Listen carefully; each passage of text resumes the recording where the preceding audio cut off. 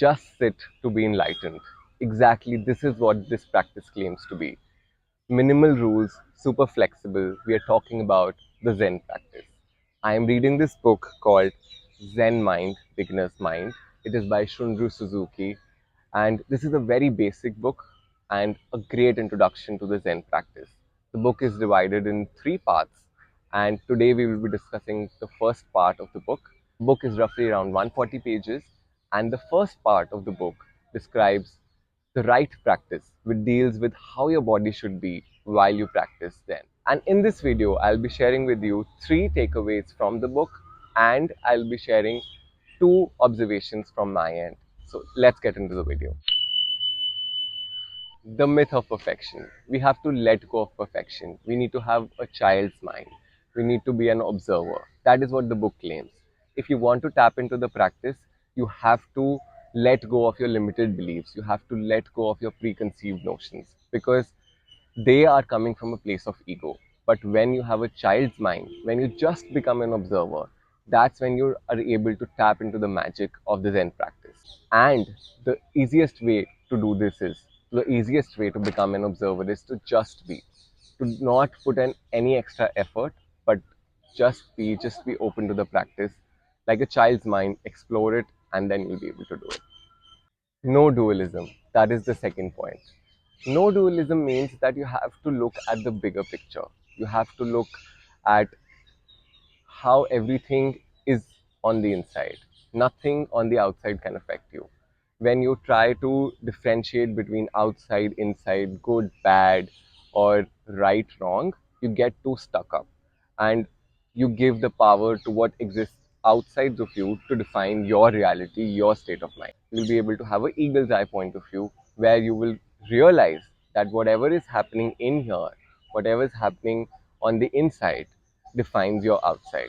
Your outside world is basically a reflection of your inside. And when you start to practice this attitude, what you will realize is that mind is water, and all these thoughts or all these disturbances or all these, they are just waves, waves in the water. But there is a certain stillness in the depth of that water. So either you go into the depths of the water to experience that stillness, or you take a eagle's eye point of view. What you have to do basically is to remove yourself from what you think defines your reality, and then just take a look at the bigger picture. That is the way to practice a Zen attitude. Now, another thing that we have to take care of in this thing is that initially, when you're trying to have this certain kind of attitude, you need to remind yourself that form is emptiness and emptiness is form. What does this mean? This means that one thing or one place will take you to the other. And once you start making that journey, you will come to that realization that form is form and emptiness is emptiness. So now this might sound contradictory or this might sound confusing, but what we are trying to establish is that once you start to travel from certain attitude to a different attitude, you will realize that everything in the end is just what it is. It is just the same thing. The realization that everything is one is what they call Buddha nature. So they are not saying that there is Buddha nature in everything. What they are trying to tell you in the book is that Buddha nature is everything. There is no dualism that exists. Now, the third point or the third part of the practice that is very important is bowing. Bowing is something that I thought was very important to discuss because it is actually a physical practice. It is actually something that you can do physically to instill the first 2 points of the myth of perfection and of no dualism. What bowing does help you to get rid of the ego, to remind you that you are a part of the Buddha nature. And when you do this consistently, the book claims that you will realize that how everything in the world is a teacher and every object is an object of worship. And when you do this continuously, when you do this over and over, when you do it 5 times, 9 times, as the book mentions, what you will realize is that it is you bowing to yourself or Buddha bowing to Buddha. So these were the 3 points that I thought that were the major takeaways to discuss about the Zen practice, to realize that what it means, what it is, and what is the right practice or what is the right body level thing that we need to do to instill the Zen practice. We will be discussing about the right attitude, which is the right feeling, and we will be discussing about the right understanding, which is about the mind, which is about the right state of mind in the next two videos. But before we end this video, I would like to give you two takeaways that I thought were very important to realize. One is that the book claims that it is nothing special. You know, before you tap into the practice of Zen or before you tap into the magic of Zen, you will think that it is something special. It is going to change you so much, you know.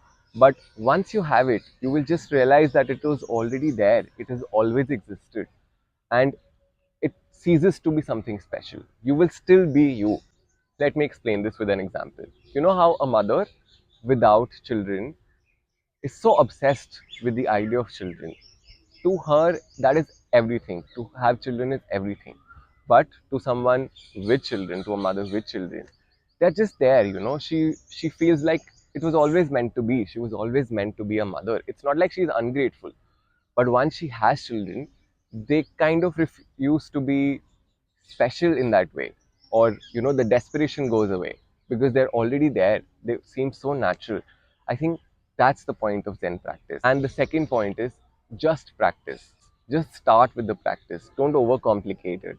I think that's one of the major takeaways in the right attitude of a body when we're trying to get into Zen. Let me read it out from the book for you. Real calm should be found in the activity itself. When you don't do anything, you resume to your true nature. You know, that is what it means. The joy is just to do it, not to attain something from it.